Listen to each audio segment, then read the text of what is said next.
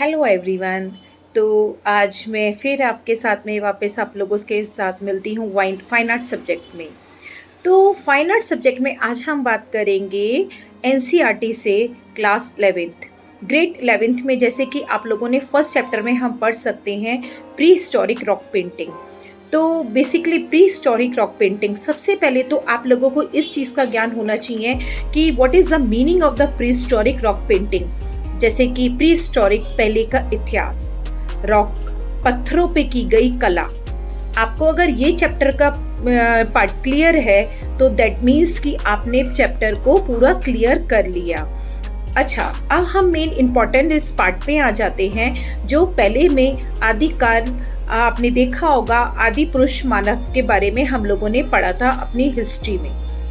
अगर हम बात करें यहाँ पर तो आदि पुरुष में आप देख सकते हैं, आदि मानव में आप देख सकते हैं कि मनुष्य ने कैसे आग जलाना सीखा। फिर उसने पत्थरों से अपने शरीर को ढकना शुरू करा।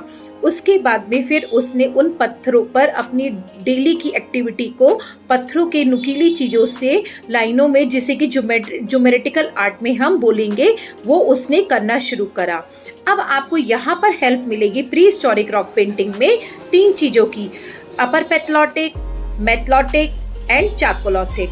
आपको इन चीज़ों के बारे में पढ़ना पड़ेगा। अपर पैथलॉटिक, ऊपर पाषाण काल। ऊपर पाषाण काल जैसे कि आप लोग यहाँ पर पढ़ेंगे कि मनुष्य ने सबसे पहले कौन सी चीज़ पे, कहाँ पर क्या काम किया था।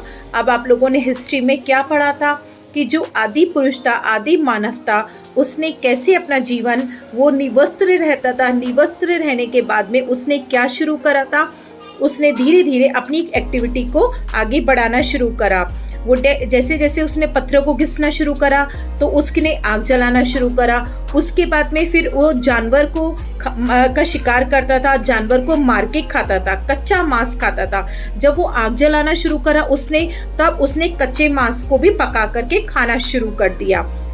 फिर पत्थरों से उसने क्या करा, पत्थरों को घिस घिस करके उसने फिर आग का और अधिक प्रचालन करा।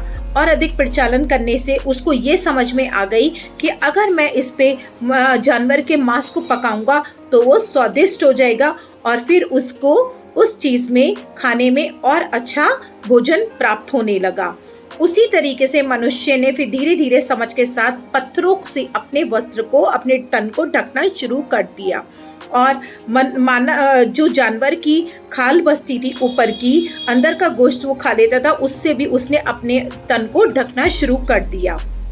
धीरे धीरे समय बीतता गया। फिर मनुष्य ने खाली ना रह करके उसने पत्थरों पर अपनी डेली की एक्टिविटी को ड्रॉ करना स्टार्ट कर दिया। ड्रॉ भी करना कौन से, उसमें ज्योमेट्रिकल फॉर्म में। जैसे कि आप देख सकते हैं वर्ली आर्ट की form, circle, slipping line, square, rectangle और 2 लाइंस का भी उसने फॉर्म को यूज करा, जिसमें वेवी लाइंस भी उसने यूज करी। वेवी लाइंस आप देख सकते हैं जिगजैग में, जो हम यूज कर सकते हैं। ठीक है, इसी तरीके से मैं आपके साथ आगे टिप्स में आते रहूंगे। इस चैप्टर को हम जल्दी सेकंड टिप्स के साथ क्लियर करेंगे। Thank you and bye bye.